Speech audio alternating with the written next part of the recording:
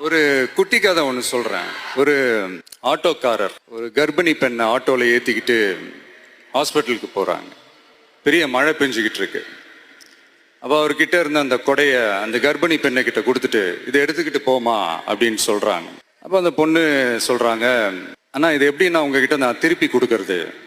அதுக்கு அந்த ஆட்டோக்காரர் சொல்கிறாரு, வேற யாருக்காவது தேவைப்படுறவங்களுக்கு கொடுத்துருமா அப்படின்னு சொல்லிட்டு அவர் போயிடுறார்.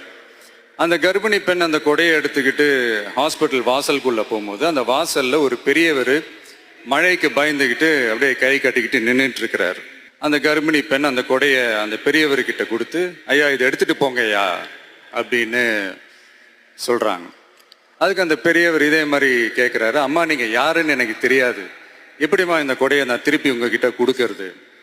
அதுக்கு அந்த பொண்ணு சிரிச்சுக்கிட்டே சொல்கிறாங்க, வேற யாருக்காவது தேவைப்படுறவங்களுக்கு கொடுத்துருங்க ஐயா அப்படின்னு சொல்லி